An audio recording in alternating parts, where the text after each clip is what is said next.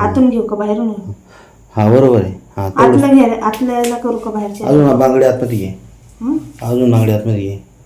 घे आतमध्ये अजून. हा कर आता. हाय, स्वागत आहे तुमचं माझ्या नवीन व्हिडिओ मध्ये. आता काही गुड मॉर्निंग नाहीये, आता वाजले 12:30 आणि आज काय दादांनी दिवसभर मला काय व्हिडिओ शूट करू दिलेला नाहीये. आता बघा किती उशीर झालाय, सगळं अंधार झालेला आहे. दादांना घ्यायचं नसतं ना, काम तर एवढं उरकत नाही आम्हाला दोघांना, क्लासेस पण असतात त्याच्यामुळे दादा घ्यायचं नसतं त्यांना डबल शिलाई सांगतात, तरी गिराईक येऊन देऊन जाता. हा शिवा, किती पण शिलाई होऊ द्या पण शिवा.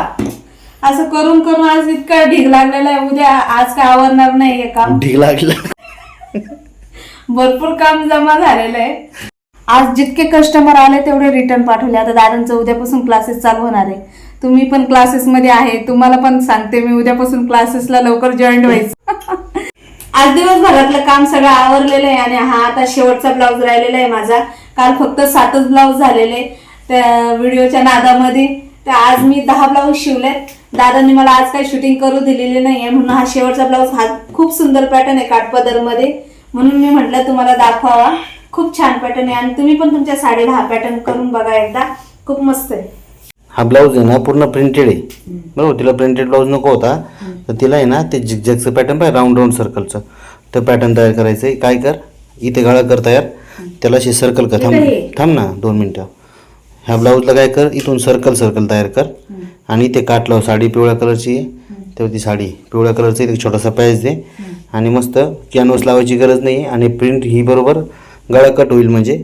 आणि खालच्या साईडला घे मोर, इथं मध्ये एवढंच पॅच लाव फक्त, जेवढा गळा आहे तिचा. हां, आधी तुला कट करून घे आणि मग नंतर तयार कर. ठीक आहे. ब्लाऊज सगळे हुक लावून झाले ना तुझे? सगळे झाले, तयार करून घे, मी कटिंग करतो. गम लावले पण ते आवरावर उशीर झाला ते नंतर काय. आता ही पॅटर्न करून घ्या आधी. ते 10:30चा गळा आहे, 10:30चा गळा आहे. गळा घ्यायचा त्यानंतर एक सरळ लाईन मारायची आणि माहिती आहे ना मागणीने शेवटपर्यंत सर्कल करायची. तुला तुम्ही थांबा माझ्याजवळ, मी करते का व्यवस्थित. आम्ही आहे का चॉक आहे ना, किती देतं चॉक? हे बघा, 10:30. तिचा गळा 10:30 आहे. आपण इथे 10:30 वरती मार्किंग करून घेऊ. आधी बॉक्स तयार कर 2.5 बाय 10:30चा.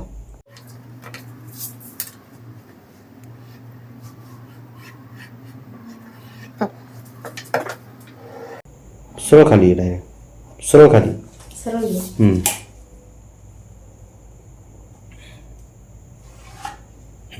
आता कर त्याला सर्कल. हे बघा, आपण असं आहे ना. हां, थोडं आतमध्ये घे आतमध्ये थोडंसं. हां, इतकं छोटं छोटं खाली खाली घे, खाली घे बांगडी थोडीशी अशी. हां, आतून घेऊ का बाहेरून घेऊ? हां बरोबर आहे. हां, आतलं घे, आतल्याला करू का बाहेरच्या? अजून बांगडी आतमध्ये घे. अजून बांगडी आतमध्ये घे आतमध्ये अजून. हां, कर आता. हे बघा, आपण असं ना बांगडी काढायची आपल्या हातातली आणि राऊंड राऊंड कर. बांगड्याने असं राऊंड राऊंड करायचं. खूप छान आहे, सोपी पद्धत, एकदम सोपी. एकसारखी ठेव, आत बाहेर नको ठेवू. हा बरोबर आहे.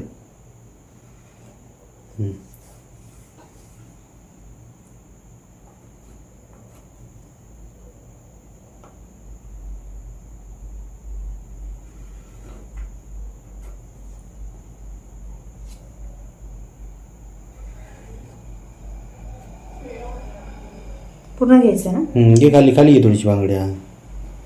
हां, घे आता तिथून खाली. शाबास. हे बघा किती छान एकदम. आता खालचे वरचे टोक मिळून घे एकदम.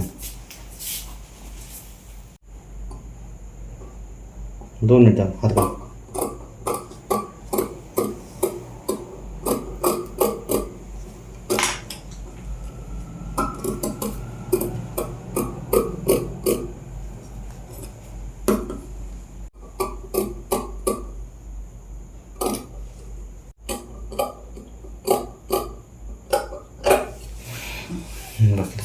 हे बघा किती छान कटिंग केलेली दादाने.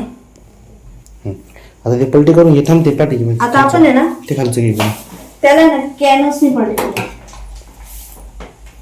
मापाचे. बघ हे मापाचा पॅच कायम काय करायचा. आणि हा हमेशा कायम आहे ना, हा मापाचा पॅच ज्यावेळेस आपण इथे गळ्याचे मार्किंग करतो ना, तो मापाचा पॅच असा ठेवायचा, कारण आपल्याला नंतर पॅच लावायला मदत होती त्याची. रात्रीची ना पिल्लू लय रडते, रात्रीची डचकून उठते, तिला काय झालंय काय माहिती, पण आहे ना ती रात्रीची उठून रडते डायरेक्ट. त्याच्यामुळे ते दोघं जण घरामध्ये झोपलेले आहे. मी पटकन हा व्हिडिओ बनवते आणि लगेच जाते त्यांच्याकडे. आता वाजलं 1 वाजलाय. आता 1 अर्धा इंच मागून कापायचं, पाठीमागून. हा कॅनव्हास तर तुम्हाला माहितीच असेल. माहिती मग सगळ्यांना माहिती, तुला माहित नव्हतं. मला दादांसोबत लग्न झाल्यानंतर मला कळालं का याला कॅनव्हास बोलतात. हे बघा, आपल्याला असं कॅनव्हास फोल्ड करून घ्यायचं आणि त्याच्यानंतर अशी शिलाई मारायची.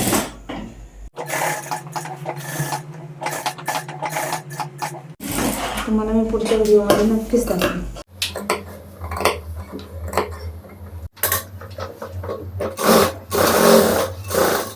त्याच्यानंतर आपण कॅनव्हास लावल्यानंतर तर टिपा मारल्या ना आपण, त्यानंतर असं असं करून घ्यायचं. बघा बरं किती छान झालेलं आहे. बघा, आपण ज्यावेळेस गळा कापलेला त्याच्यातला मापाचा जितकं माप गळ्याचं माप होतं तितकं कापल्यानंतर जो पॅच उरलेला आपल्याला तो पॅच बनवायचा आहे. आणि वरच्या बाजूला 1/2 इंच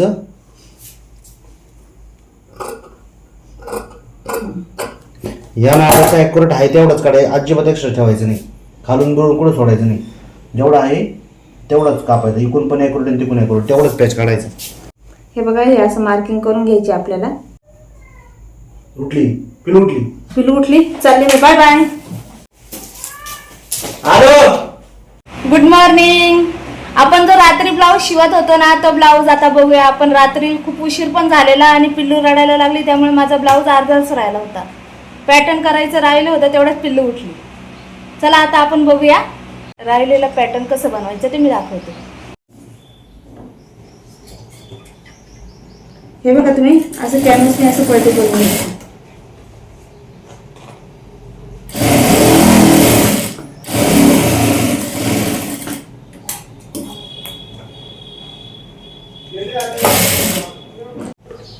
हे बघा, आता हे कॅनव्हास आपल्याला तो पॅच होता ना, तो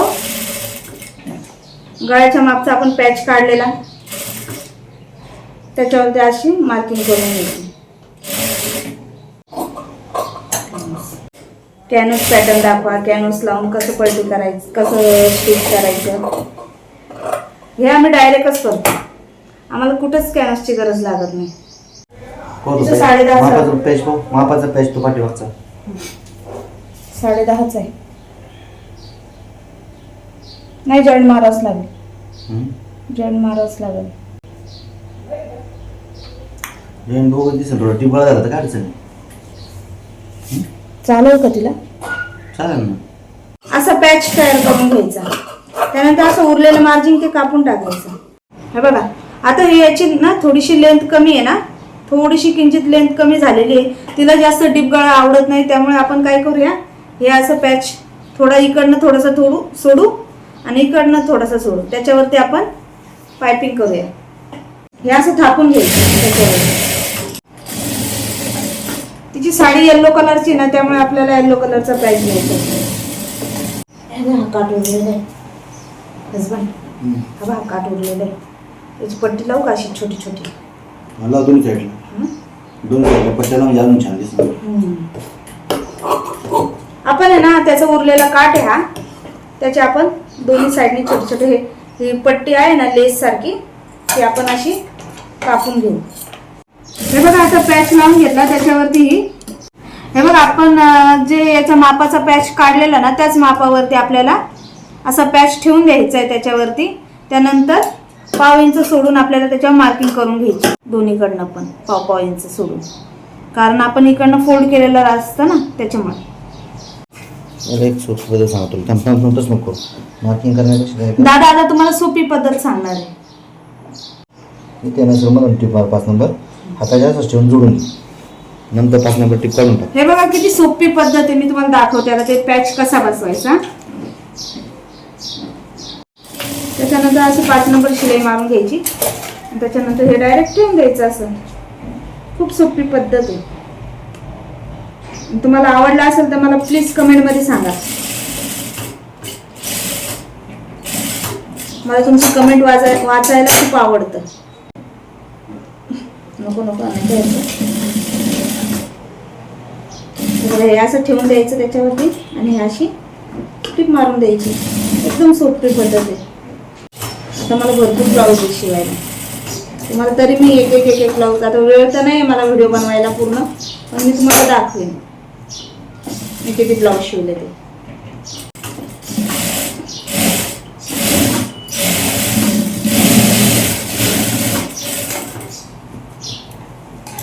हे बघा असा पॅच अटॅच करून द्यायचा. मग दाखवू का पूर्ण हे केलं. आणि त्याच्यानंतर ही 5 नंबर शिलाई काढून घ्यायची. एकदम सोपी पद्धत. तर याची कटिंग तुम्हाला दादांच्या चॅनलवरती भेटेलच. काठपदर साडीसाठी खूप सुंदर पॅटर्न बनवलेला. तुम्ही एकदा नक्कीच ट्राय करा. आवडला असेल तर माझ्या चॅनलला सबस्क्राईब करा आणि व्हिडिओला लाईक करा. तुम्हाला पॅटर्न कसा वाटला नक्की कमेंट करा. बाय.